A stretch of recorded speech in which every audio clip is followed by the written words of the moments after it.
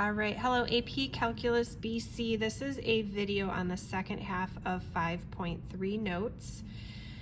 I'm anticipating that we are going to stop after example 5 on Thursday. If we got further, great, you can fast forward through the video to wherever we left off.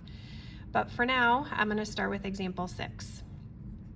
So we have consider the graph of f prime of x above, where f prime is the derivative of f. Find the intervals where f is increasing and decreasing. So I have an AP exam tip off to the side here. You want to be careful when using graphs because they're giving you the derivative here, which means that this is the slope of the original graph. And so if we want to know where the original graph is increasing and decreasing, for increasing, we're going to look to see where is the graph positive, and for decreasing, we're going to look to see where is the graph negative. So since this is the slope graph, we're going to look to see what's above the x-axis. Everything that I've highlighted in pink is where the original graph is increasing because the derivative is positive. Everything below the x-axis is where the original graph is decreasing because the derivative is negative. So here's the answer for example 6. F of x is increasing on the interval from negative infinity to negative 1 and positive 1 to infinity. And then it's decreasing from negative 1 to positive 1 in between those two values right there. So be very careful based on what graph you're given. Here we're given the derivative, so you don't have to think about slope. The graph is the slope. All right, let's look at the next example. Example 7, it says consider the graph of g prime of x above, where again, g prime is the derivative of g. Find the intervals where g is increasing and decreasing. So go ahead and pause the video, see if you can come up with the correct intervals. Hopefully my highlighting will help. Everything above the x-axis has a positive slope, so that's where the original function is increasing. Everything below the x-axis has a negative slope, and that's where the original function is decreasing. Here's the answer. G of x is increasing from negative infinity to 1, that's this little section here, and then again from 3 to 10, that's the section above the x-axis here. And then it's decreasing from 1 to 3, this little triangle part underneath, and then again from 10 to infinity. All right, let's turn the page and look at the last page of notes. This one's going to require some detailed quotient rule work because this time we're not given a graph. This time we're given an equation. Excuse me. Let y equals x plus 3 over 3x minus 1. Find the intervals where the graph of y is increasing or decreasing. Now, we cannot use our calculator here. We're going to assume that this would be on the non-calculator portion of the AP exam. So we have to use our knowledge of derivatives and use a sign chart to help us identify where the derivative is positive and negative. So let's first find the derivative. I use the quotient rule here. Low d high minus high d low all over low squared. I distributed and simplified and I got negative 10 over 3x minus 1 squared. Feel free to pause the video if you need to. We then want to know where the critical values are. So we're going to set this equal to 0.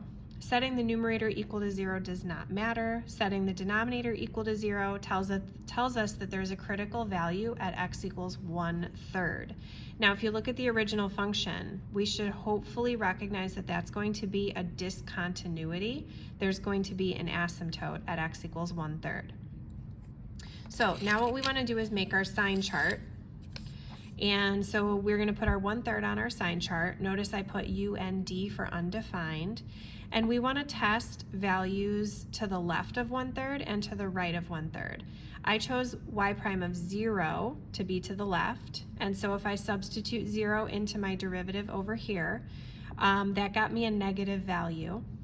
Over here on the right, I tested y prime of positive 1. So if you plug in positive 1, you also get a negative answer.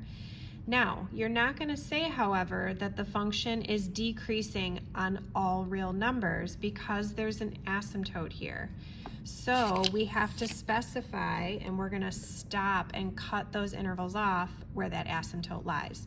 So you can say y is decreasing on the interval from negative infinity to 1/3, and then again from 1/3 to infinity.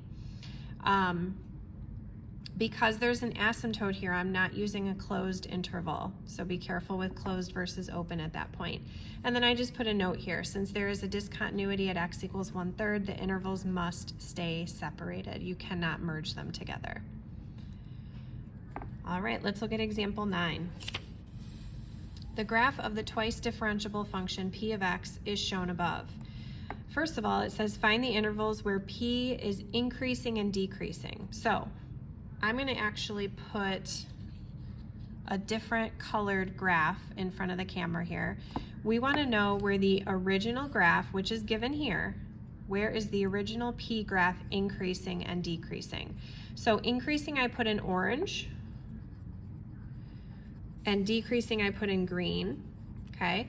And so we're going to say that it's decreasing from negative infinity to -2, then again from 0 to 3, and then again from 6 to infinity. It's increasing from -2 to 0, from 3 to 6. So here are the answers for part A. The highlighting that I have on this paper is for part B, which is why I thought it might be wise to do different colors for part A for you. So then we move to part B. It says consider the function h of x where p of x is h prime of x. So now we're wanting to think of this graph as not just the original function but the derivative, okay? So this graph here is the derivative of h. And we want to find the intervals where h is increasing and decreasing.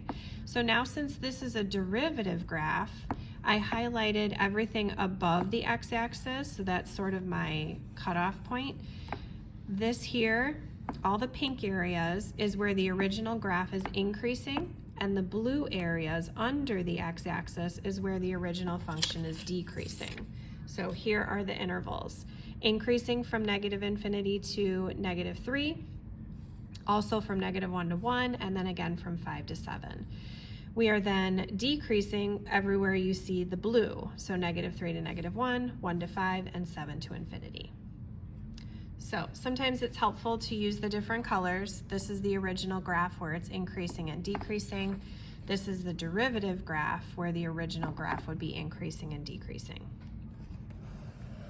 All right, last example, example 10. Notice the graph we are given here is the derivative graph of f. Okay, the graph of f prime of x is shown above. Then they tell us if g of x is f of x squared minus 1, find the intervals where g is increasing and decreasing. Okay, so if we want to know where g is increasing and decreasing, we need the derivative of g. So that's what I did first, right here, sort of in the middle of my page.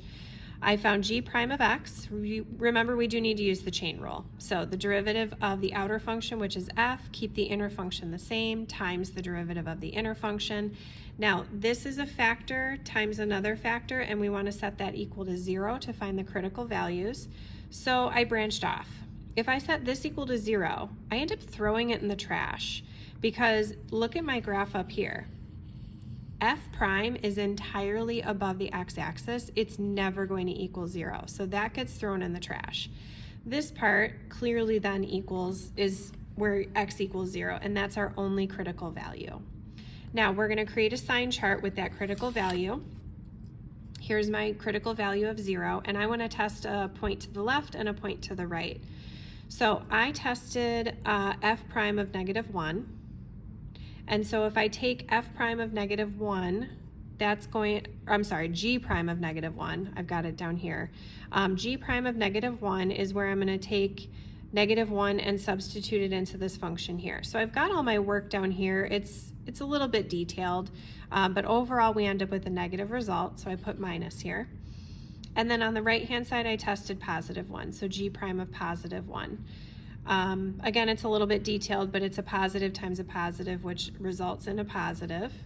And then we can say that the original function g is decreasing from negative infinity to 0 and increasing from 0 to infinity. So here's my final conclusion.